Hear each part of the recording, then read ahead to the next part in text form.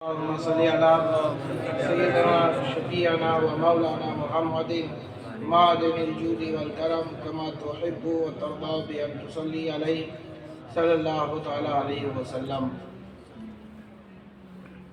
اس کلام کو پڑھنے سے پہلے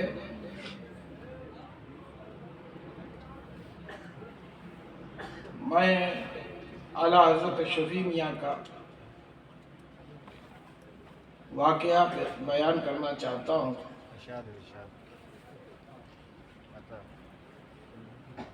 اس میں کوئی شک نہیں کہ آپ ولی نہیں، آپ ولی ابن ولی ہیں، اولاد علی ہیں، ولی ابن ولی ہیں، اولاد علی ہیں۔ تمنا، دعائیں، التجائیں بن گئیں، خواہشات نے جنم لے لیا، تڑپ پیدا ہو گئی۔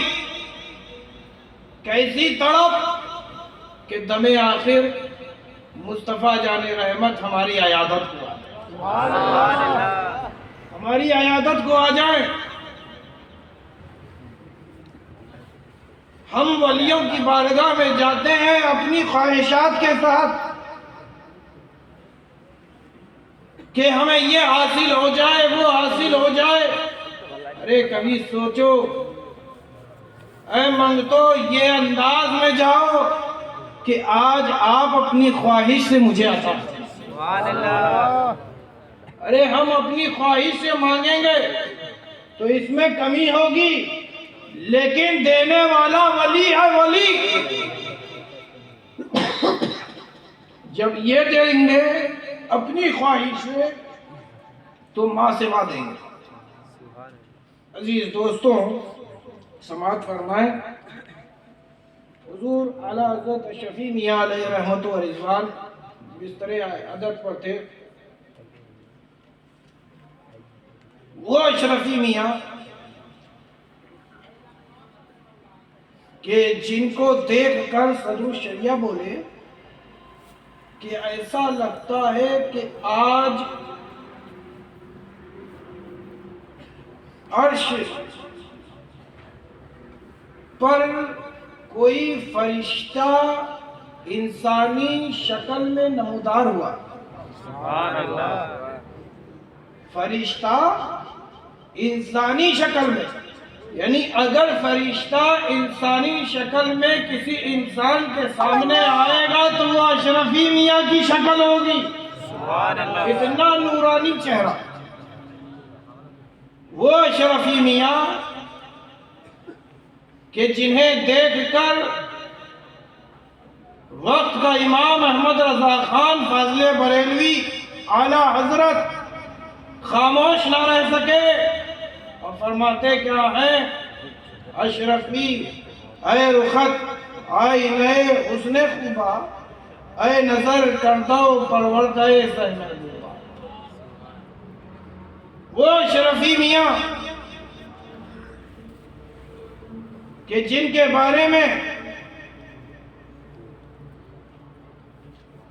علامہ نعیم الدین مراد آبادی فرمائیں، راز وحدت کھلے جب ملے اشرفی۔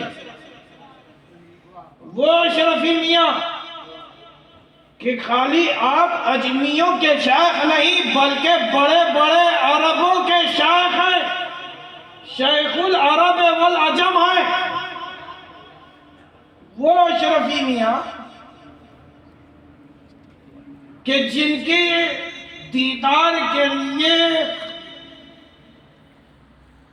آسمانی ہی سے نہیں بلکہ زمین کے جتنی بھی مخلوق جہاں بیٹھ جائیں گرد کعبے کی مانند طواف کرتی ہوئی نظر آئے۔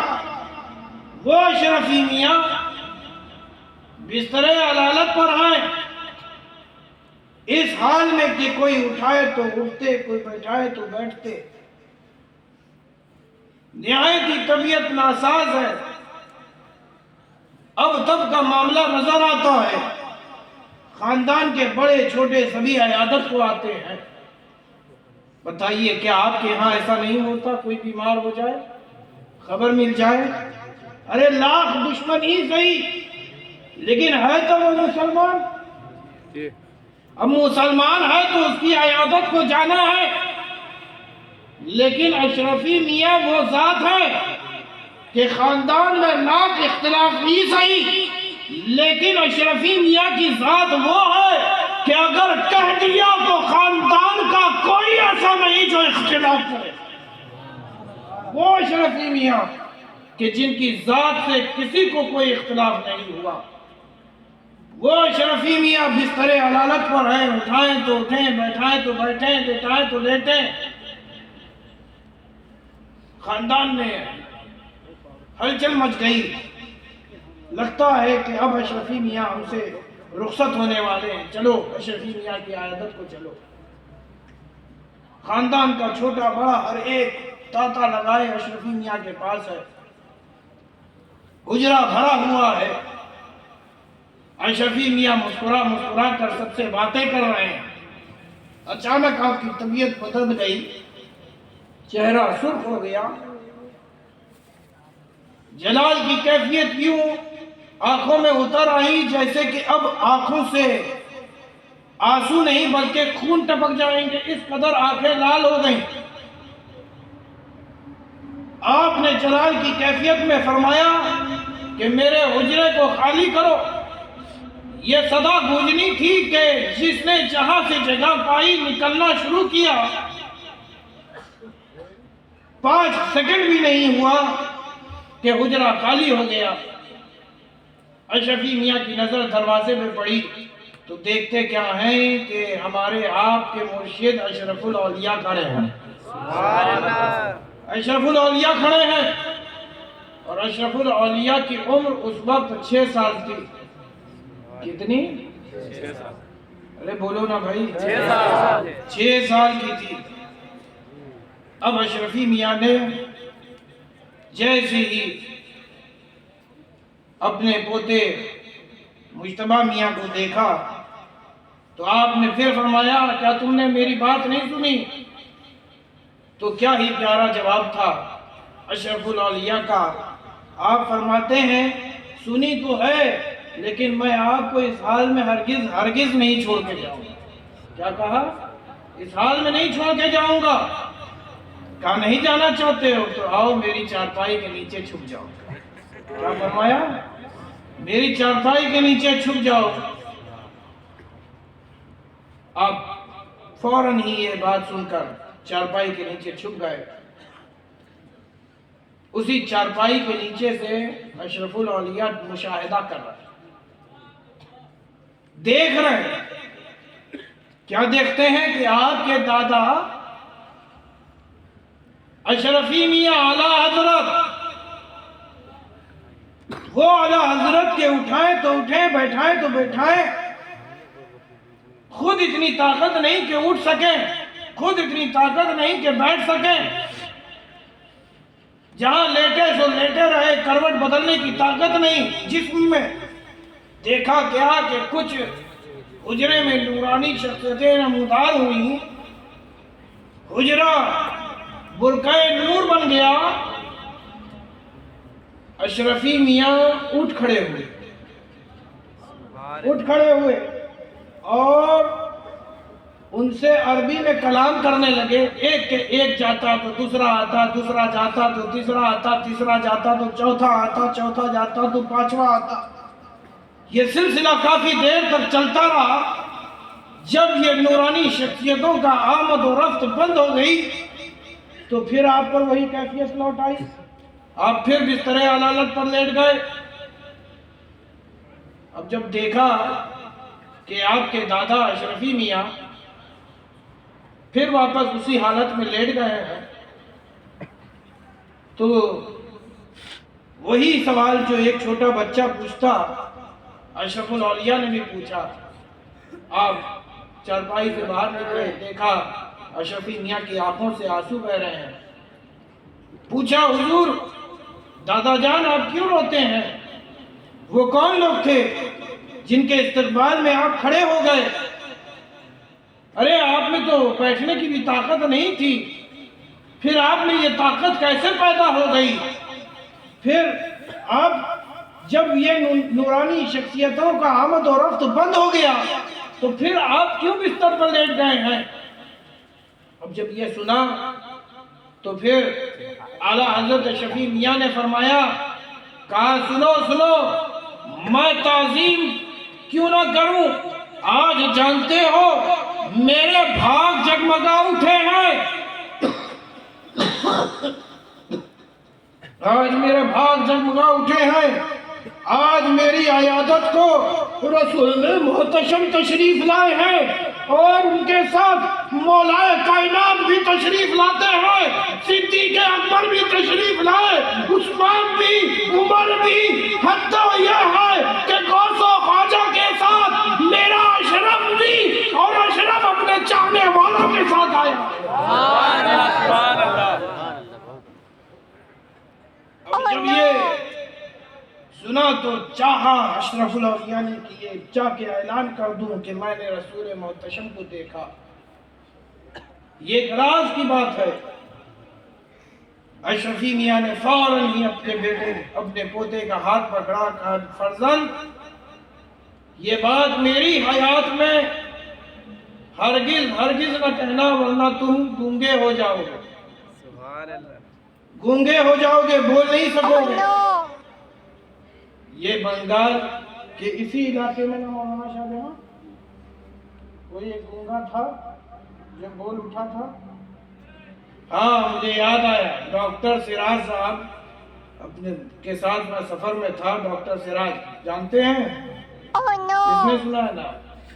ڈاکٹر سراج صاحب، انہوں نے خود مجھے بتایا، ماسٹر سہراب بھی اس وقت ساتھ میں تھے اور ہم کچوچا شریف جا رہے تھے مدرسے سے، اور اس کے ٹائم پہ انہوں نے تب بتایا تھا کہ میں مرید کیسے ہوا ہوں اشرف الاولیاء سے۔ کہا کہ تاج الاصفیاء آئے ہوئے تھے تو میں ان کے پاس گیا، مرید ہو رہے تھے، میں نے بھی چاہا کہ تاج الاصفیاء سے مرید ہو جاؤ، تو حضرت نے کہا کہ جاؤ تمہارا حصہ میرے پاس نہیں ہے، اشارہ فرمایا جہاں اشرف الاولیاء بیٹھے ہوئے تھے۔ میں اشرف الاولیاء کے حجرے میں گیا، کافی دیر تک کھڑا رہا، حضرت کی نظر نہیں پڑی۔ اب جب پڑی تو کہا مرید ہونا ہے، تو میں نے گردن ہلا دی۔ اب جب گردن ہلائی تو حضرت نے قریب بلایا اور معمول کے مطابق کہا پڑھو کلمہ لا الہ الا اللہ محمد رسول اللہ صلی اللہ تعالی علیہ وسلم۔ اب جب یہ کہا تو سب ہنسنے لگے، سب ہنس اس لیے رہے تھے کہ آج گونگا کلمہ طیبہ کیسے پڑھے۔ ڈاکٹر سراج صاحب 12 سال کے تھے، بول نہیں سکتے تھے، انہوں نے خود اپنے آخری سفر میں مجھ سے کہا تھا کہ میں بول نہیں سکتا تھا، اور کہا کہ سب ہنسنے لگے تو مجھے اور شرمندگی ہوئی۔ حضرت نے پھر تلقین کی، کہا بولو پڑھو جیسے میں پڑھتا ہوں، لا الہ الا اللہ محمد رسول اللہ صلی اللہ تعالی علیہ وسلم۔ اب جب یہ کہا تو دل نے کہا کہ دل ہی دل تو میں کلمہ طیبہ پڑھ رہا تھا، لیکن زبان پر یہ کلمات جاری نہ ہو رہے تھے۔ دیکھتا کیا ہوں کہ حضرت پرجلال انداز میں کہتے ہیں، ارے پڑھ جیسا میں پڑھتا ہوں، پڑھ لا الہ الا اللہ محمد رسول اللہ۔ اتنا سننا تھا کہ زبانوں نے بھی کہنا شروع کر دیا، لا الہ الا اللہ محمد رسول اللہ صلی اللہ تعالی علیہ وسلم۔ گویا اشرفی میاں مجتبی میاں کو وہ بنا رہے تھے جو ہم بن نہیں سکے، جو ہم بن نہیں سکے۔ ارے اشرف الاولیاء کو سرکار اعلیٰ حضرت نے گونگے کو زبان دینے والا بنانا تھا، زبان دینے والا بنانا تھا۔ ارے کافروں کی زبان پر بھی کلمہ طیبہ کو جاری کرنے والا اگر کوئی شخص، اگر کوئی مرد مجاہد جنم لیتا ہے تو وہ अशरफ औलिया। या रसूल अल्लाह, जिंदाबाद जिंदाबाद। अजीज दोस्तों, हुजूर अशरफुल औलिया इंतकाल के बाद आला हज़रत शफी मियां के आप ख़ानदान में जाते हैं, ये पूरा वाक़या बयान करते हैं। अब जो वाक़या सुना तो आपके वालिद ताजुल असफिया ने पूछ लिया, बरमला पूछा कि फर्जंद तुमने रसूल मोहतशम को देखा तो कैसे देखा, आपका हुलिया मुबारक कैसा था, जरा बताओ।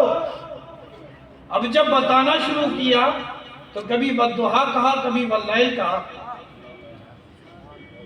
अजीज दोस्तों, हद तो ये है कि जैसा देखा था बताते चले गए, गोया के अशरफुल औलिया उस वक्त मुस्तफ़ा जाने रहमत को अपनी आंखों के सामने देख रहे थे। पूछा जाता था, देख देख के बताते थे। अजीज दोस्तों, वो अशरफुल औलिया। और मैं ये कलाम पढ़ने वाला था, समाज फरमाए कि इन अल्लाह वालों से हमारा आपका रिश्ता है। हम दुआ करते हैं कि मौला ताला हमारा आपका ये रिश्ता सलामत रखे। समाज फरमाए,